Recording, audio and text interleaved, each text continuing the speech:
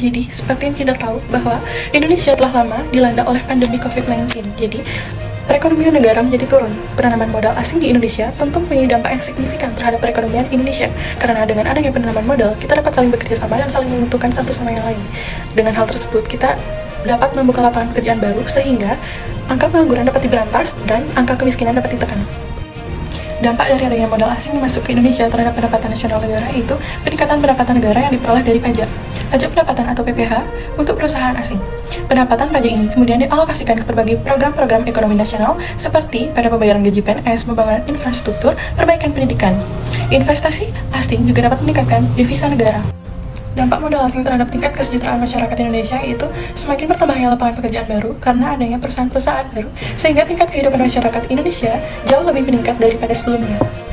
Modal asing memiliki dampak yang signifikan terhadap keseimbangan dua sektor.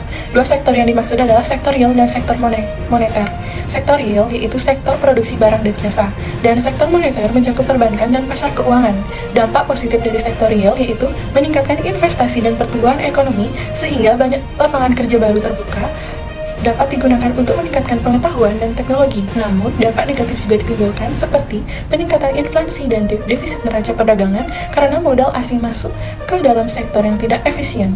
Dampak positif modal asing ke sektor moneter adalah dapat menguatkan nilai mata uang domestik yang berdampak pada menurunnya daya saing ekspor dan penurunan pertumbuhan ekonomi. Sebaliknya, jika modal asing keluar terlalu banyak, maka hal ini dapat menyebabkan depresiasi mata uang domestik yang berdampak pada meningkatnya inflasi dan menurunnya daya beli masyarakat.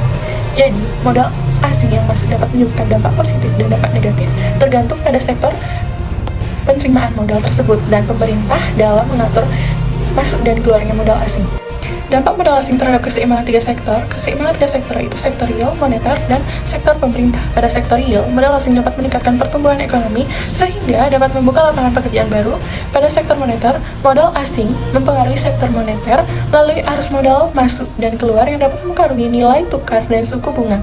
Pada sektor pemerintah, modal dapat mempengaruhi kebijakan pemerintah dalam mengatur ekonomi, baik dalam hal relokasi perpajakan maupun subsidi.